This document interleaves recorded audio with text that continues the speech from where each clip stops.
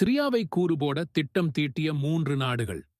Shock கொடுத்து வெளியேறிய Iran, Russia. ஏமாற்றத்தின் உச்சியில் துருக்கி, அமெரிக்கா, இஸ்ரேல்.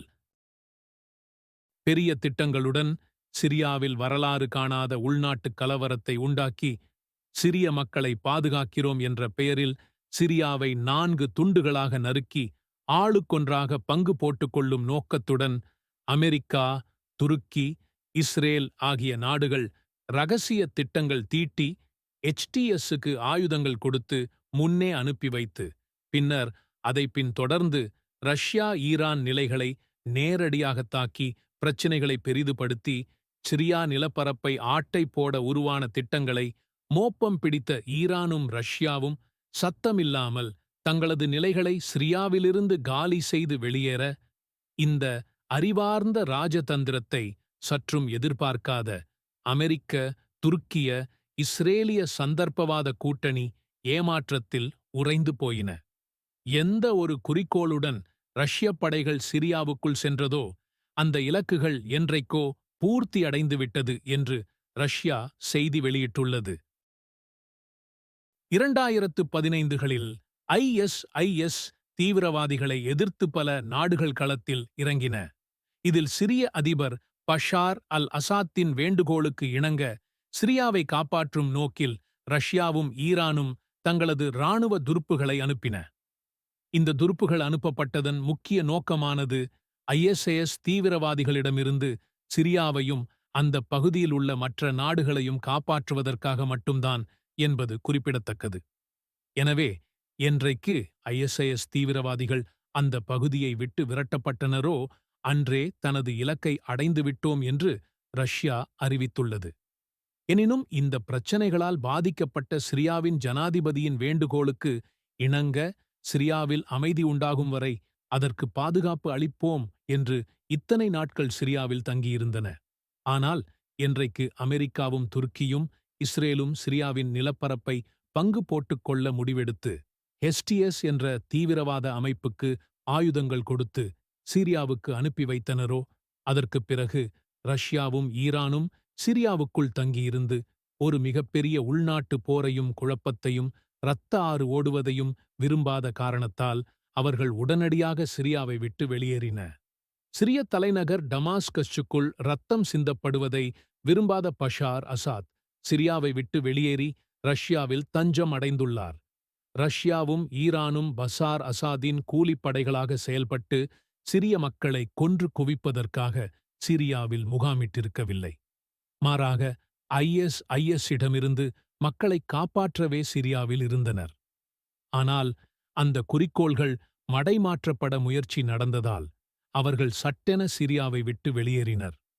ஈரான் லெபனானில் ஹிஸ்பொல்லாவுக்கு ஆயுதம் வழங்கக்கூடிய செயலை அசாத் மூலம் நிறைவேற்றி வந்ததாலும் ஈரான் சிரியாவில் முக்கியமாக தங்கியிருந்தது. அதற்குத்தான் என்பதும் மறுப்பதற்கில்லை. இந்த ராஜதந்திர மாற்றங்களை சற்றும் எதிர்பார்க்காத துருக்கி, அமெரிக்கா, இஸ்ரேல் ஆகிய நாடுகள் ஏமாற்றத்தில் மண்டையை பீய்த்துக் கொண்டு வேடிக்கை பார்த்துக் கொண்டிருக்கிறார்கள்.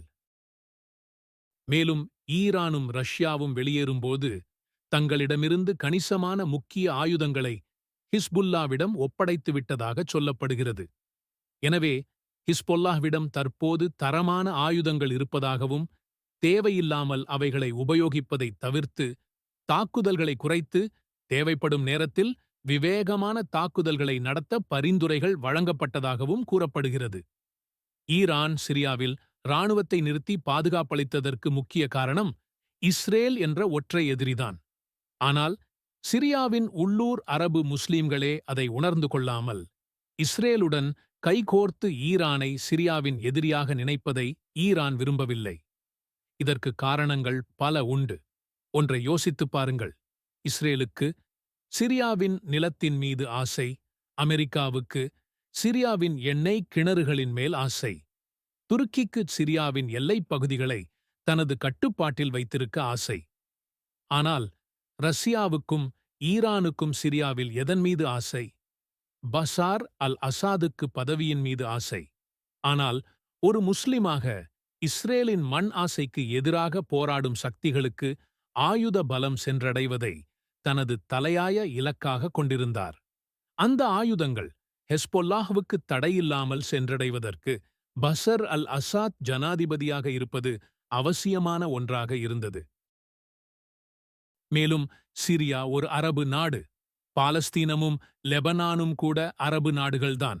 ஆனால் தனது அரபு சொந்தங்களை பாதுகாக்க வேண்டிய சவூதி, எமிரேட்ஸ் போன்ற அரபு நாடுகள் இஸ்ரேலின் கைப்பாவைகளாக வேடிக்கை பார்க்கின்றன. ஆனால் முஸ்லிம் சகோதரர்கள் என்கிற ஒரே காரணத்துக்காக பாரசீக நாடான ஈரானும் அதன் நண்பனான ரஷ்யாவும் இஸ்ரேலுக்கு எதிராக லெபனானை பாதுகாத்து நின்றன. இதற்காக சிரியாவில் எந்த பலனையும் ஈரானும் ரஷ்யாவும் எதிர்பார்க்கவில்லை. எண்ணெய் வளத்தை திருடவில்லை, சிறிய நிலப்பரப்பை ஆக்கிரமிக்கவும் இல்லை. எனவேதான் சிரியாவில் ஒரு பெரிய அளவிலான உள்நாட்டுப் போர் எதிரிகளின் ஆதவுடன் நடைபெறப்போவது தவிர்க்க முடியாமல் போகும் நேரத்தில் இதெல்லாம் நமக்குத் தேவையில்லாத ஒன்று என்று ஈரானும் ரஷ்யாவும் வெளியேறிவிட்டன. பஷார் அசாதும் வெளியேறிவிட்டார். இதுநாள் வரை ஈரானும் ரஷ்யாவும் இஸ்ரேல் என்னும் எதிரியிடமிருந்து சிரியாவை பாதுகாத்தது.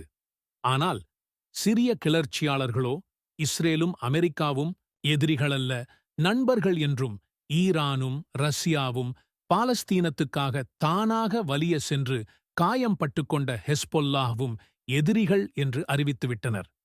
இதைத்தானே இஸ்ரேலும் அமெரிக்காவும் சொல்லியும் செய்தும் வந்தனர்.